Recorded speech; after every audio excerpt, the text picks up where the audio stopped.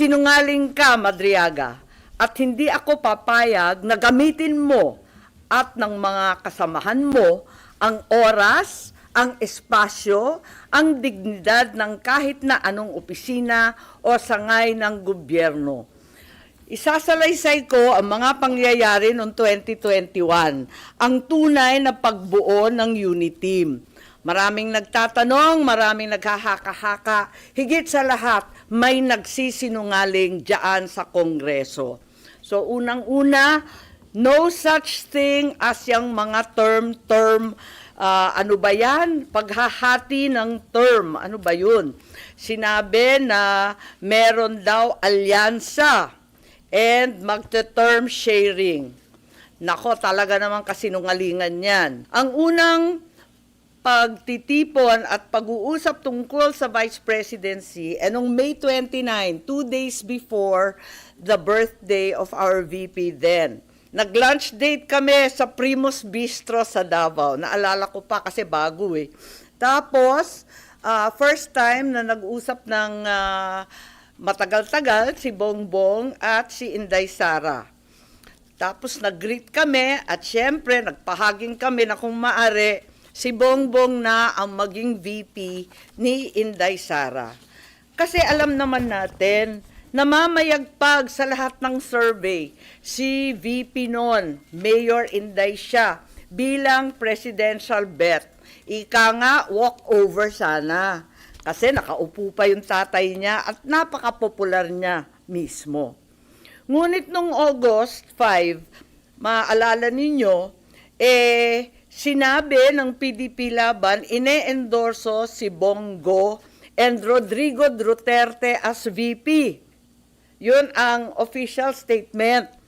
Pero ang walang hiyang Madriaga na yan, ang sabi a few months before November 21, nakumbinsi ni Bongbong si PRRD na si Inday ang maging VP sa kanya. Hindi ko talaga maintindihan ang pinagsasabi niyan. Maliwanag na ang PDP may sariling lakad, may sariling mga kandidato, hinding-hindi si Bongbong.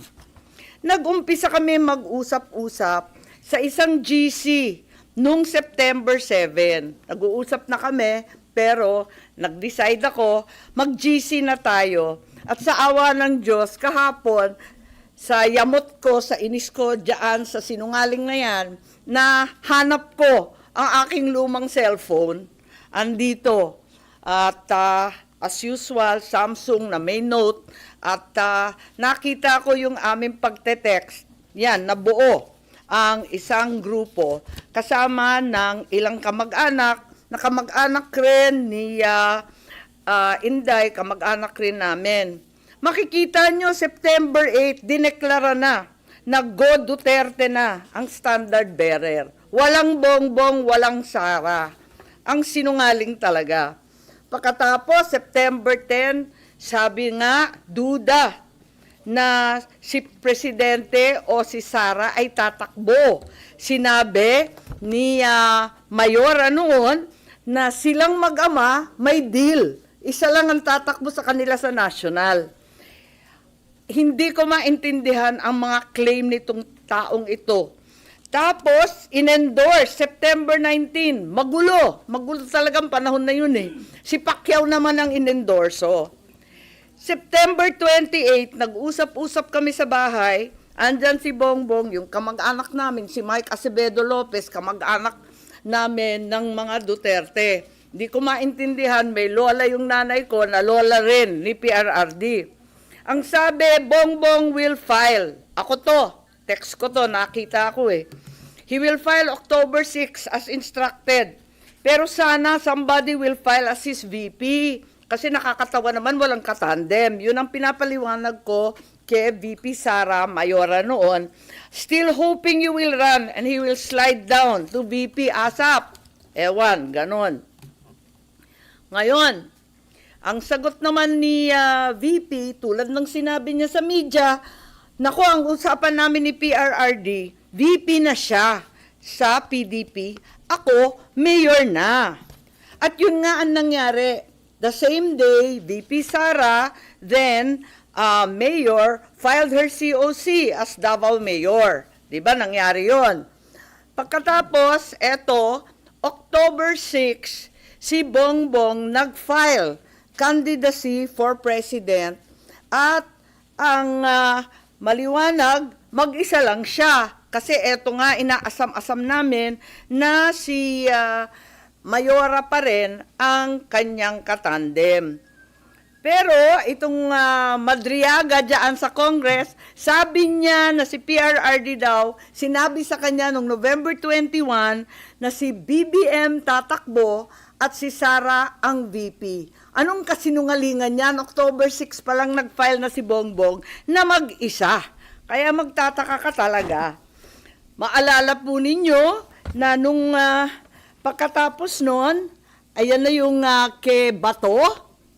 Maalala ninyo, bigla ang pinatakbo si Bato at para siyang seat warmer lang at ang inaakala ng tao si Bongo at saka si Presidente Duterte ang kanyang VP. Huwag nilang ginugulo ang kwento. Talaga naman, maliwanag to. Hindi ko maalala ito pagkat hindi ako sang-ayon. Ang nangyari sa October, pag-file ni Bongbong, pinatawag siya ng PDP sa palasyo. Yun ang totoo. Hindi yung sinasabi ni Madriaga na kaming magkapatid, pumunta kay PRRD para mag-term sharing deal. Walang ganon, walang alam si PRRD kasi nungalingan yun. Ang nangyari, nung nag-file si Bongbong, tinanong siya ni PRRD, tatakbo ka ba? Tapos sabi niya, oo, nag-file na po. Nandun yung PDP, si Alcusi, si Bongo, si Medialdea yata. Wala ako Kasi ayokong pumunta si Bongbong, sabi ko sa kanya, hoy, wag kang pupunta dyan. Sabi niya, nakakahiya naman ang nagpapatawag sa Pangulo. Sabi ko, kukuyugin ka lang ng PDP, pipilitin kayo. Wag ka nang pumunta. Tapos, napakiusapan yata at pumunta siya nung una. Second time, pumunta rin siya. Pinatawag na naman siya kung talagang ayaw niya. Dalawa lang option. Manatili siyang presidente, pero ang kanyang vice president si Bongo, ang buong cabinet hawak ni Bongo. Parang ganun yung kwento. Hindi ko maalala kasi yun nga, hindi naman ako sang-ayon doon sa pagpunta niya. Tapos, yung isang option, Bongo for president, si Bongbong na lang ang vice. Parang ganun ang pinag-uusapan ng PDP. Si Presidente, tinatanong ko si Bongbong, anong sabi naman ni PRRD? Sabi niya, wala naman sinasabi masyado, sinabihan na lang akong good luck kung tatakbo ka. Parang ganun. Sabi ko, umuo ka ba o hindi? Sabi niya, ano pang gagawin ko? Di umuo ka. Wala naman siyang imik. Later on, ang pagkasabi ng mga PDP, parang nagkasundo na daw sila ni Bongbong at naonse raw sila. Pero wala ako doon. Kwinento lang ni Bongbong, pagkatapos ng meeting niya, pumunta sa bahay namin. Ngayon, tuloy-tuloy, porsigido pa rin ako na si VP Sara ang maging katandem ni Bongbong. Kinukulit ko siya. Tapos, nung bandang October 27, kasi nga nabalitaan na pinapatawag ng PDP si Bongbong, nagtatanong, sure ka ba na aatras si BBM sa PDP talks? Ayan, andito sa telepono ko. Andyan, nakikita ba? Ayan. Oo nga, grabe sa media. Hindi ko naman iniinsulto yung PDP, pero tapos na yung mga salita-salitang ganyan. Tapos, ang sabi ni Mayora noon, duda ko, mahina akong vice president. Sabi ko, mahina kang vice president kasi gusto naming lahat president ka. Magpa-survey ka. Kaya nahanap ko nga, andito pa, pinaprint ko ulit yung mga survey. Nagpagawa pa siya ng survey. Hirap na hirap nga kami magpa-survey pagkat eto nga, talagang undas nun All Saints Day noon, ang hirap maghagilap ng tao, pero kahit papano nakapag-produce kami ng survey at nag-presentation noong November 3 na tama nga ang kutob niya, mahina siya bilang vice-presidente kesa sa presidente. Kasi na-disappoint yung mga Sara All. Alam naman natin yon. Pero sabi ko, malakas ka pa rin. Walang tatalo sa'yo. At yun, panay ang usap namin kung anong gagawin, kung anong dapat. At walang kinalaman to sa PDP at PRRD. May kanya-kanyang landas to eh. Talagang magulo nun eh. Makita ninyo, November 9, si Mayora nag-withdraw from the mayoralty race. Baste replaced her. So hindi ko alam yung mga November 21 ng Madriaga na yan. Pagkatapos noon, makita ninyo ang ating vice-presidente nag-resign sa hugpong. Ayun, November 10 din yan. Tapos, noong November 11, sa isang kasal ng anak ni Senator Revilla, si Inday Sara sumali sa Lakas CMD para meron na siyang national party. Naghahanda na siya. Ayun. Pagkatapos niyan, nag-happy birthday na naman siya sa GC, ano?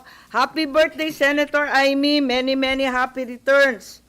Tapos, tinatanong ako sa telepono, ano naman ang birthday wish mo? Eh sabi ko, birthday wish ko, same as last year, Inday for President.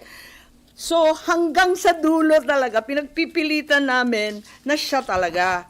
Ayun.